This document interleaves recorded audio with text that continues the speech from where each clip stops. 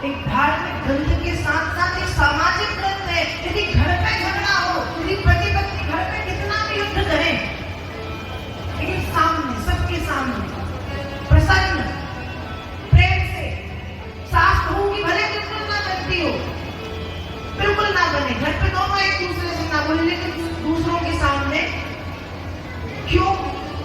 ये उल्टी शिक्षा नहीं है, ये ऐसा है कि जब लोगों को पता चलता है कि इनकी आपस में बनती थी, तो लोग जोड़ने की जगह और तोड़ने की कोशिश करते हैं। ये कलयुग है भाई। लोग ये नहीं कहेंगे कि तुम अच्छा करो, तुम सेवा करो, लोग और अरे हाँ तुम्हारी सास तो ऐसी, तुम्हारी बहू बताओ ही मत। अपने झगड़े, अपना मन होता अपने तक, बाहर मत जाने। लक्ष्मण को गुस्सा थे ना केकई से, जब निषाद ने केकई की बुराई की तो लक्ष्मण भी कर देते, लेकिन नहीं, लक्ष्मण क्या कह रहे हैं, भैया माँ को बुरा मत बोलो, भैया माँ को बुरा मत बोलो। और लक्ष्मण निषाद को समझा रहे हैं। बहुत अच्छी बात कही है लक्ष्मण की, काहू न को सुख दुख कर दाता, निज कृत कर्म भोग सब भ्राता। ध्यान रखिएगा, इस दुनिया में किसी को दुख देने वाला कोई नहीं होता। हम कहें कि हम उनके कारण दुखी हैं, तो हमको दुख देने वाले होते कौन है? हम किसी के कारण दुखी नहीं है, हम अपने कर्मों के कारण दुखी। हम क्यों दुखी हैं? यदि हम अपने घर में, अपने किसी घर के परिवार के किसी सदस्य से परेशान हैं, तो आप ये मत करो कि हम उनको दुख दे रहे हैं। अरे वो नहीं दे रहे, आपके कर्म, आपके प्रारब्ध में कुछ किया होगा। वो कर्म पीछा नहीं छोड़ते, वो कर्म पीछा नहीं छोड़ते। तो काहू न को सुख दुख कर दाता, निज कृत कर्म भोग सब भ्राता। किसी को सुख और दुख देने वाला दुनिया में कोई नहीं होता। अपने अपने कर्मों का सब यहाँ पर भोग, अपने अपने कर्म।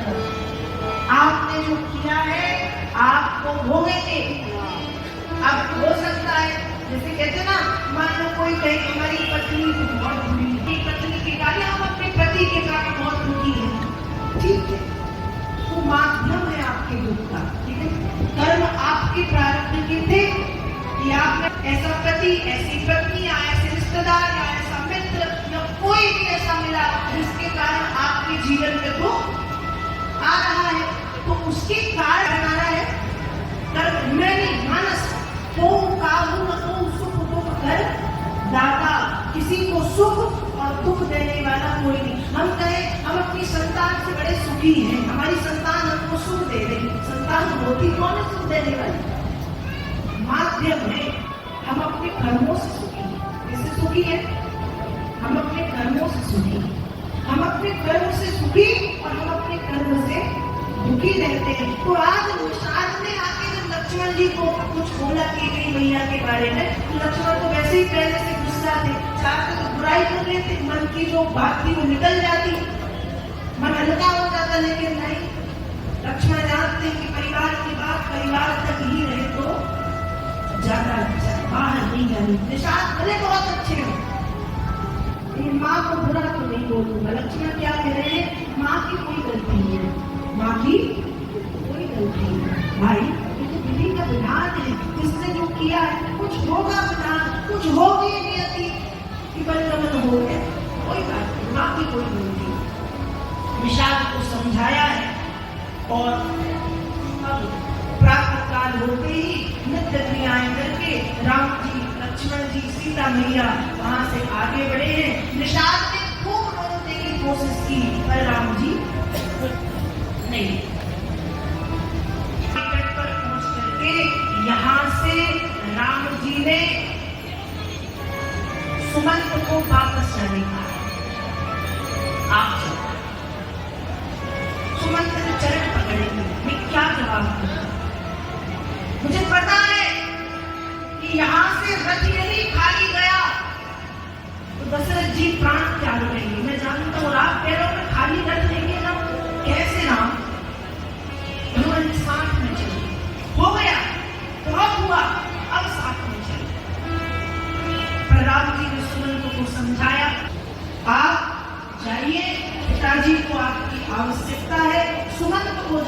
कहा है, लेकिन सुमंत जाने को तैयार नहीं।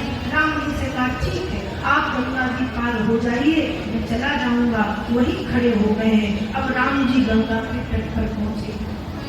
जब राम जी गंगा के तट पर पहुंचे हैं, वो श्रुतवेरपुर नाम का गंगा तट कोई गांव के नाम से घाट है, और वहां पर राम जी को गंगा जी पार करनी। क्या करना है? गंगा पार। और जब गंगा पार करने का समय आया, बड़ा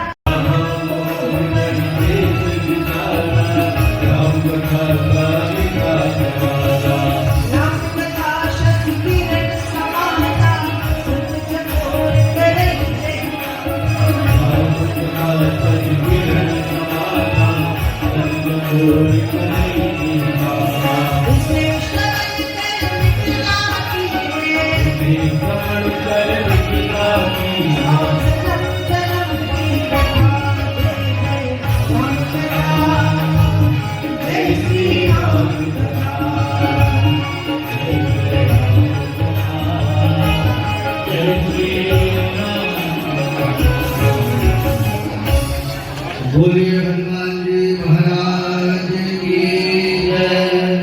और कृपया करके ध्यान दें, कथा के सिर्फ मुख्य यजमान जो हैं वो ही मंच पर रहें, और जो हमारे अतिथि गण आए हुए हैं वो एक साइड से मंच पर आए और दूसरे साइड से निकलते जाएंगे।